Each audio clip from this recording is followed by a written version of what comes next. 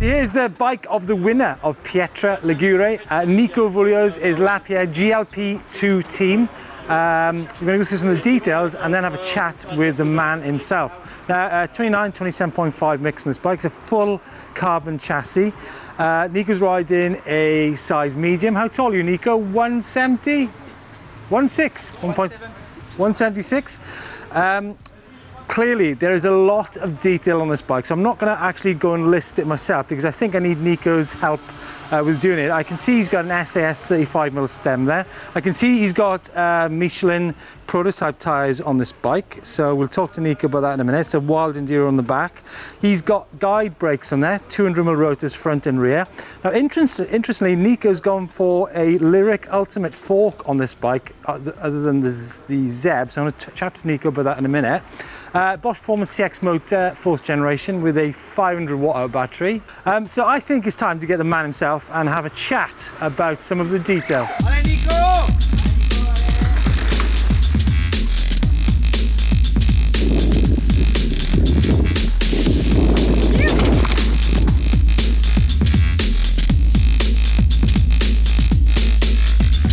Nico, congratulations. Thanks, Steve. Congratulations. I mean, you've never been happy with the number 2 plate, have you? Yeah, you know me, but at least I like when I ride well, and in Zermatt it was not exactly the case. I do my best, but here I... How did you make that mistake in the first corner? Sometimes it has to happen in your life, huh? So maybe a bit too confident, because I did at the practice. Okay. I would not say easy, but I did, and I put the foot in a hole, so then... How did it go today?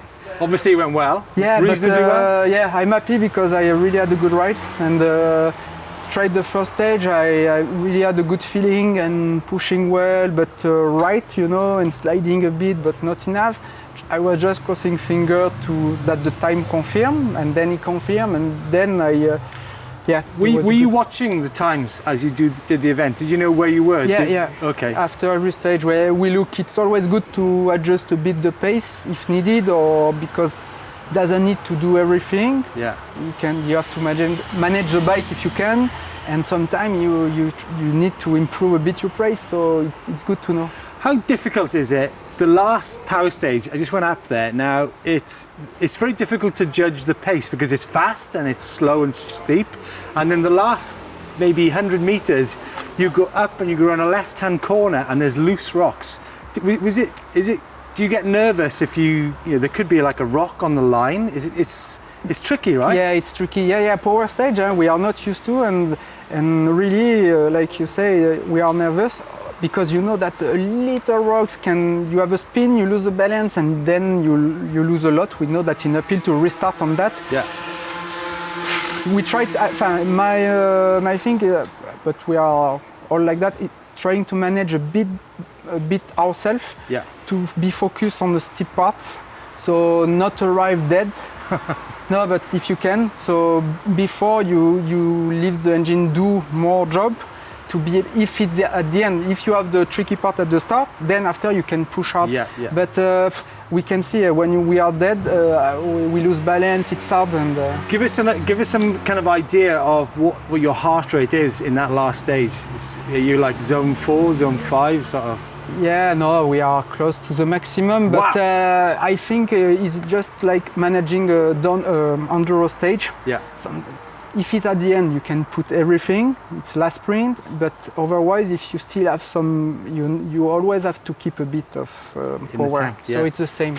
Okay, let's talk about the bike. Now, a few key things. Obviously, you're always obsessed about weight. What is the weight of this latest version? Yeah, I work since Zermatt. I try to save weight on a bit on my clothes, not clothes, but you know, everything. Put light 100% helmet, you know, not downhill one. No and, socks, just wear. No, yeah, shoes like that. Yeah. And on the bike as well. So I put the tag carbon bar and try to save a bit. So I'm happy to be a bit lower, 21, or at the maximum it's 21.0. It's maybe 20.8 with the Lyrik, and I save a bit of where I can, you know, a little Yeah. things. So you've got, I did notice your mechanic actually changed the air in the shock during the first. So Yeah. why is this? You had some fresh Because air. I have a strange feeling on the morning and then in the afternoon, I think with the temperature, and I'm not sure if even at the same sack, I had the feeling it was a bit more harsh, so it was the same at the end. But we just change the air and put fresh, even at the good sag and at the right sag. So it's not that. In fact, I think it's really because everything it's more hot, it's hotter, and the hydraulic, the oil change a bit. And when the oil is cold, it's a bit thick, and you have a better feeling absorption. You know, like more like. And when it's more fluid, it just you are more in the air, and then you lose a bit of the feeling. So it was just to be sure. So just before the event, you were thinking about, shall you go for the Zipp, shall you go for the Lyrik? So you went for the Lyrik. What's the thinking behind going for the Lyrik? Yeah, but it's never easy because I like the two. But when it's more downhill and straight, and if you want to have the feeling to have a bigger bike, you go for the Zipp, and for sure it's strong and you can go. Here you have to turn around the trees. So the Lyrik is just easier to handle when you have to turn tight or to change quick. So it's less stiff as well. So on slow turn like that, I had the feeling he helped me. Okay.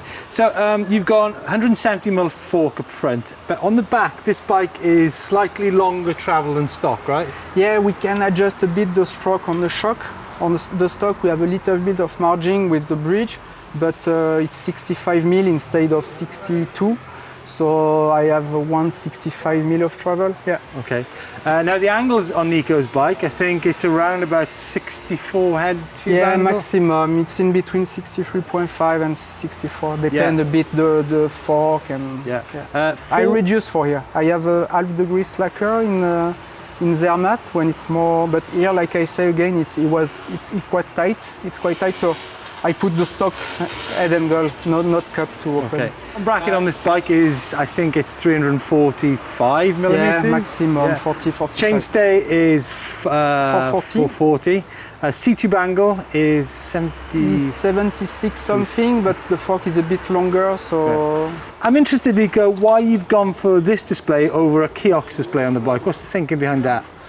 It's mainly to see the speed sometime when if you have a little uphill, and then sometimes it's better to be at 25 and not more. Didn't try to push for 2K, so it's quite easy to look. Also to change the mode in case you do a bad, because sometimes you can touch the button and it's quite easy, and you can see really if you're in turbo mode in the stage. Yeah. Tyre choice, prototype tyres, or prototype on the front. Is that a downhill tyre on the bow? Is it Enduro tyre? Yeah, it's Enduro, but it's Enduro front at the rear, but the knobs are quite big, and I have a really great grip on the rear, especially here on the side. And the front, it's DH22, so it's a downhill tyre. Yeah. Just the knobs are a bit higher, and on this loose track, I really like it. Yeah. Do you know what the weight of the tyres are? Yeah, it's 125 at the rear. Okay, 300, and the front, like it's downhill, it's 1.4. It's a bit heavier. I see you've got two magnets on the rear wheel there. Yeah, I tried that because sometimes you can break a spoke. Not it can turn because we have a G-bend spoke. Yeah. But I put, and it doesn't change anything. Like it's really close. Because at least if you put two, you reduce by 2 your speed. So it's not good. But like they are close, the engine is working, and I was thinking that it can help in case you break a spoke, it's still there. Yeah. 160 cranks or 165s? 160. 160 cranks. Let's look at the wheels. Now obviously, Nico, you've got the Moto wheel up front, and you've got an aluminium wheel on the rear. The rim width looks quite narrow in the rear. Is that like 28 or 25? 25, yeah. Yeah, just because I had the feeling they are stronger when they are narrow. Wide rim in alloy, I had the feeling you can pinch the end for puncture and also to make it strong. So it's why it's 25. I really like the behavior, the feeling of the Zipp, even at the rear in 30mm and how they react. but on e-bike is not recommended on the Zipp. So I just kept at the front just for how it works, and for sure it's strong enough. Brake choice, Guide Ultimates. Yeah, like I say again, I have really one wrist is really bad, so It's still bad. It's still bad. Yeah, for sure. But Nico, this has been was 20 years now. No, but you know, yeah. But look, It's my wrist, it's my I didn't back. complain when I was riding. I'm happy because I rode and it's not too bad. But just the power, I have as soon as I get tired, I have less power in the hand because it gets, you know, I don't know to say in English, but it's. You like, getting old? I have arthrosis so on this one, totally. So. Shouldn't have joked about that, probably. But so I have a better feeling on long run with this brake. Have you cut the grips down? Yeah. Why? Because I don't like the big. Because I really like the compound and the fact he absorbs for my wrist. Again, the choice it's really for my wrist problem. It's why I go also for carbon, not for the wrist, but like here the stay are short. And I was in trying to save weight. I put a carbon bar. Okay. And one last thing, the gearing on the bike. Looks like you could do with a new Mech, Nico. Looks a bit beaten up, that one. Ah, yeah, but I hit some rocks during practice. Yeah. I took an inside. I said no, it's not the right choice. So. Yeah. And the chainring and the gearing, it's 1052 in the back. Yeah. And the chainring 34. Okay, cool. Yeah, quite basic. Fantastic to chat to you as always. Congratulations on yet another win. I bet you're glad to get that done, right? No, I'm glad. Honestly, it's I like to fight with the younger, but when I can fight for the victory, so at 44, and I'm really happy because I had a good ride. Honestly, even before knowing the time, I knew that my feeling was good. Yeah. And the pace, you know, you feel when you have the good speed, and it's like. Well, actually, I don't actually know. A few years ago, you probably got.